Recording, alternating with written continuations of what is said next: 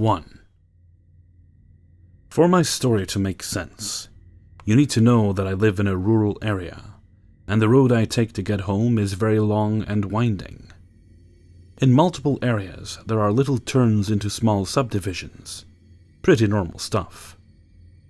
I drove this road every morning and night to get to and from the community college I was attending. I liked the drive, as it faced east to west, so each morning I was treated to a beautiful sunrise, and every night a beautiful sunset. I loved the scene, woods on both sides of the road, and the beautiful colors in the sky. On my way back from school one evening, it was later than I usually drove back. I had stayed in the library to write a paper, so I was driving down the road in complete darkness. The area is too rural to have streetlights. There was a big truck in front of me, and he stopped to turn into a subdivision. I stopped behind him like normal and waited for him to turn. Just before he does, I look into my rear view and see another car speeding towards me, and half a second later, I felt the impact. I had gotten into a car accident, and I was understandably shaken. She had been texting and driving, and had hit me at over 60 miles an hour. I was lucky that I was able to get out of the car with only minor bruising, and a broken rib. The wreck was pretty bad, and the police who showed up told me I was extremely lucky to be alive. He pointed out that because I had been forced into the truck in front of me, the engine was pushed back. When he showed me my vehicle, the engine was pushed entirely into the passenger side of the car. So yeah, lucky to be alive. I tell you all of this because I want you to understand exactly how bad the accident really was. For a girl only 18 years old, it freaked me the fuck out. But in the end, everything was fine. I got a new car, she got a ticket. The accident left me pretty damn nervous in the car, and I developed a nervous habit of checking my rear view mirror frequently, at every stoplight, every time I slowed down, or any time people were driving behind me. I got used to driving again, but still checked that rear view frequently, especially on the long, winding road I still took to get to and from college. Now for the actual glitch, or whatever it is. On that road there is one long bend, just before you get to the subdivision where I lived with my family. I knew I would have to stop to turn, so I would always check in my rear view to see who was behind me, and if they would slow down. Most of the time there wasn't anyone behind me, and I would feel okay and turn into my division with no problems. But some nights there was a car behind me, and I would get nervous about the stop. So I would watch my rear view as I came around the bend to make sure that they didn't hit me when I stopped. But one night, when I knew that there was a person behind me and I watched for them, they never came around the corner. I actually waited a minute to see them come, but they never did. That might seem normal, but it's impossible. That bend has no turnoffs. It is thick woods on either side, with no alleys, turns, or even a wide enough edge that they could have stopped on the side of the road without being visible to me. They vanished. So I kept watching, every night on my way home. This vanishing act has happened over a dozen times. I don't know where the cars go, but I know that one moment they are there, following behind me, and the next moment they are gone. Whatever the case, I don't think people are supposed to be so aware of their surroundings, and I think that watching the area so carefully is the only reason I noticed it. My only real lesson is to watch things carefully. You never really know what you'll catch. 2. Let me start off by creating you a quick mental image of the mall I work in. There are several entrances to this mall, but it is just a giant rectangle. There is no way to walk to one end and look back to the other. You can start at one end, walk to the other, and then you would have to turn around to go back to your original starting place. The shop front faces the hall, and is made entirely of glass with one adjacent glass wall facing the center of the mall. which is just a giant empty opening save for a few benches. We have a lot of downtime, where myself and my co-worker just stare out into the hall, watch people walk past, and chat about life. The other day the mall was exceptionally underpopulated, and my co-worker was doing some paperwork, so I watched the patrons walk past and listened to any conversations I could hear. I prefer to watch people coming from the direction of the main entrance, as I can see them before they walk past the opening of my store. I overheard two young females gossiping about a mutual friend of theirs, and I thought to myself, what a shame it was that this poor girl had these two as friends. A few seconds after, an elder woman walked past, and I noted how youthful and fun she was dressed. I interrupted my co-worker to point out this adorable woman. Fast forward about 3 to 5 minutes. I hear the same young voices of the two girls, see them walk past again from the direction of the main entrance, and their conversation was exactly as it was the first time they walked past. I felt sad for their friend again, as I realized they were still talking about her many minutes later. Then, only 2 seconds after they passed, the same youthful dressed woman follows the girls. I mentioned to my co-worker and she brushed it off as a weird coincidence. My co-worker was now people-watching with me, and chatting about music. We had done so for not more than 10 minutes, when the girls walked past again, from the direction of the main entrance, having the exact same conversation. I say out loud, "And now for the elder woman in blue." Sure enough, she follows them seconds later. I ask my co-worker if she's seeing this, and I quickly made my way to the door of the shop to watch the girls and elder woman walk away. I know without a doubt that they had not once walked past the store coming from the other direction. 3. So I was about 7 years old.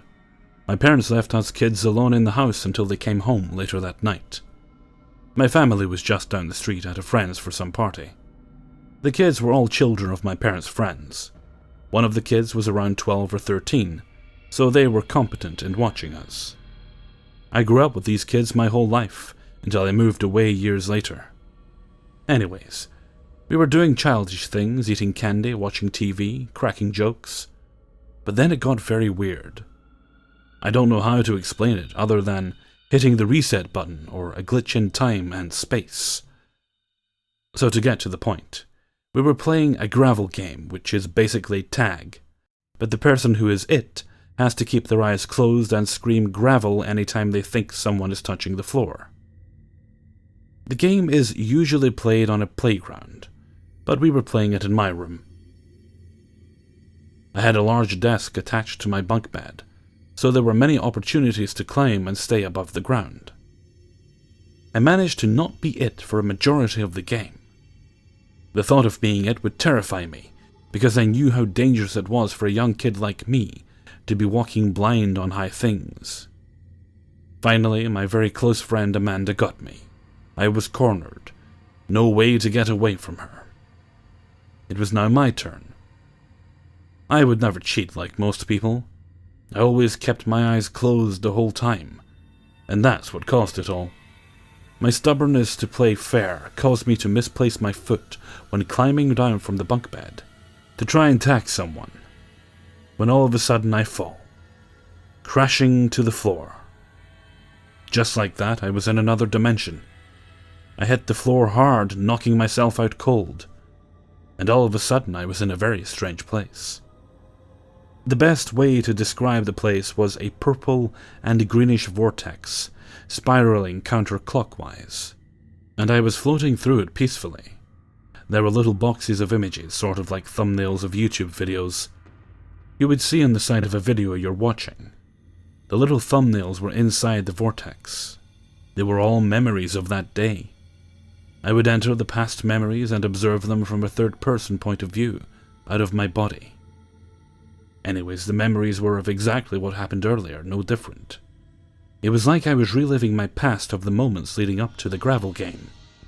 Each passing memory spiraling in the vortex was getting further and further back in the past of that day, until all of a sudden, one of them looped me back to the room my unconscious body was laying in, I could see my friends around me, and I remember one of them running out of my room to call my mother, as I was slowly floating back down into my body.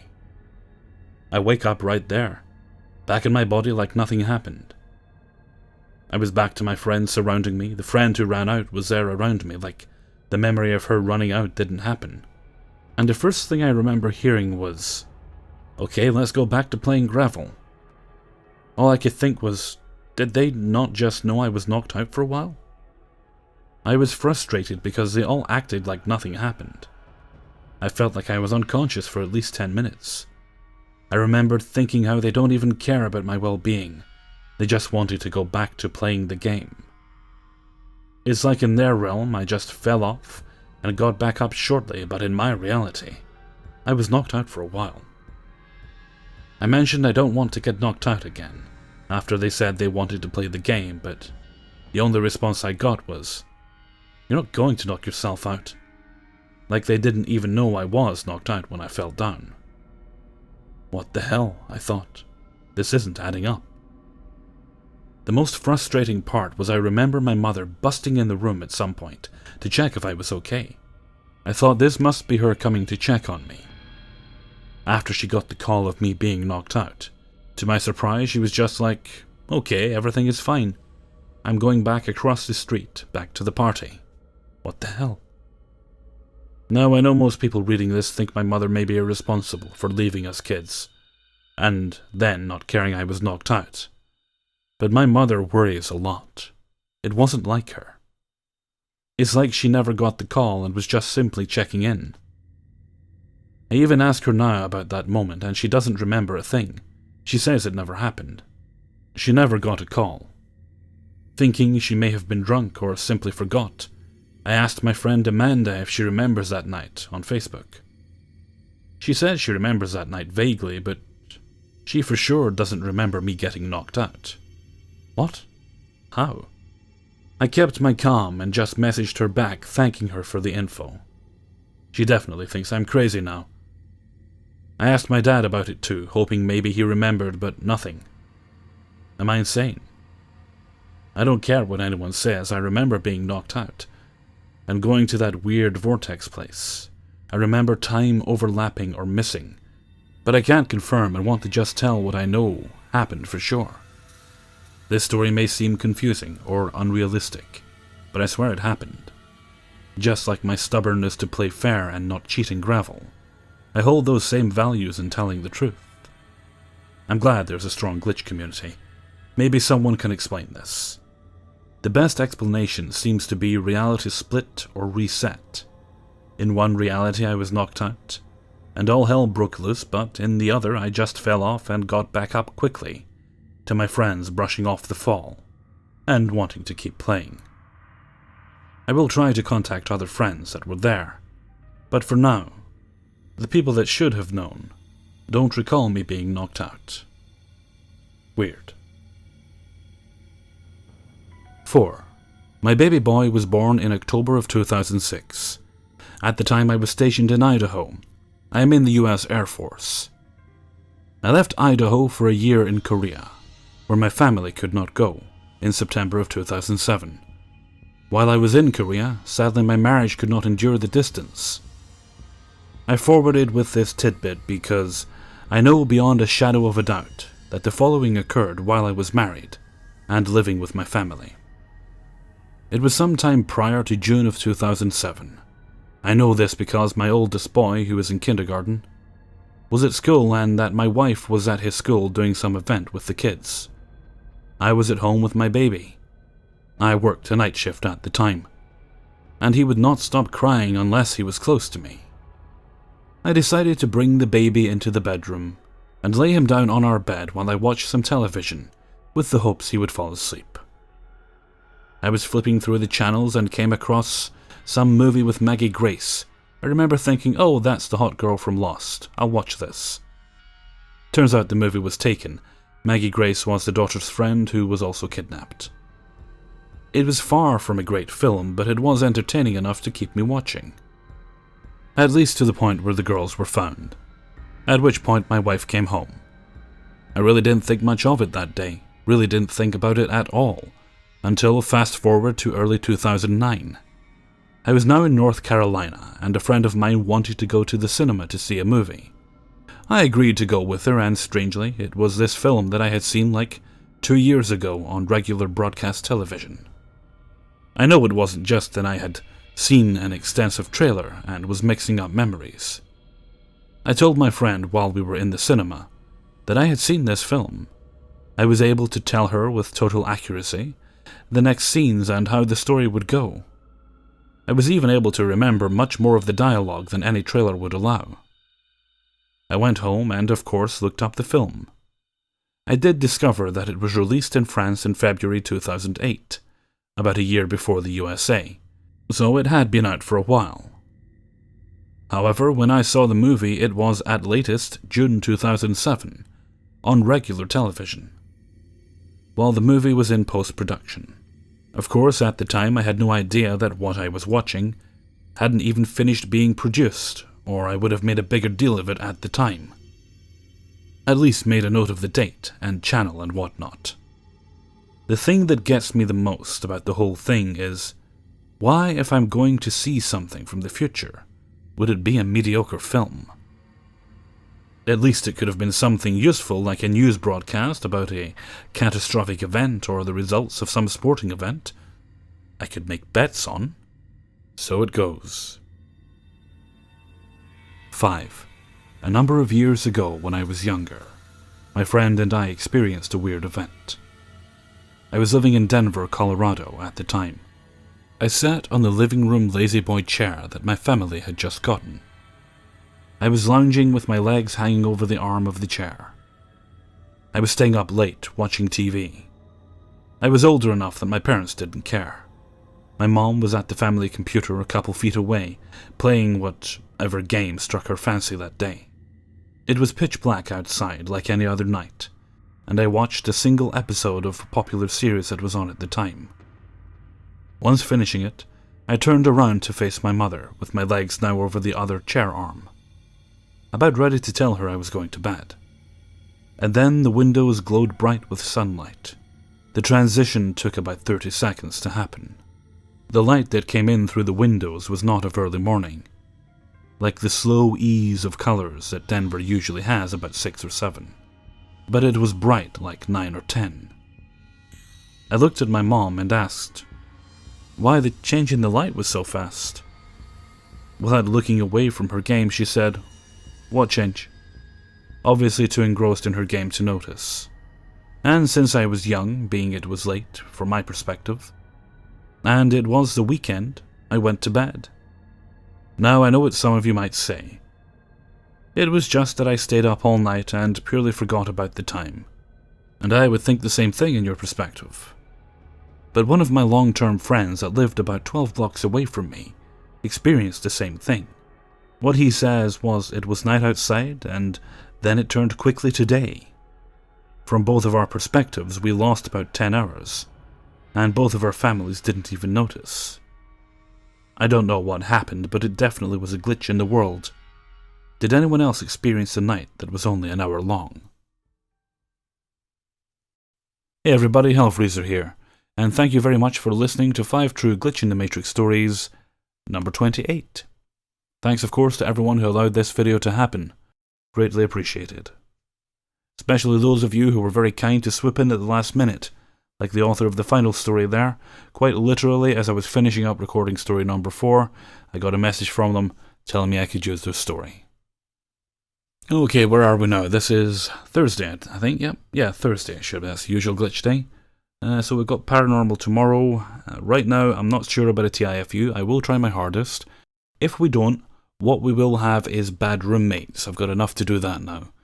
And if I do end up doing the TIFU on Saturday, then I think we'll probably do Bad Roommates, maybe either on yeah, we might do it on Sunday. What I'm thinking of doing is I'll take Sunday as a day just to try things out with. So instead of having 3 True Scary Stories Sunday, Monday, some weeks we will have them Sunday, Monday, other weeks we might have other types of videos. We'll see what happens, we'll see how it works out, but, you know, given that such stories are getting harder to find right now, it's probably a good idea then. That way I can explore other other places to find stories, different types of stories, and kind of expand things a bit anyway, because I like to keep things as fresh as I can, and it's been a while since I tried anything new. Time to shake things up, I say. Okay, and with that I'm going to head off for now, so until next time, thank you very much for listening, and take very good care of yourselves.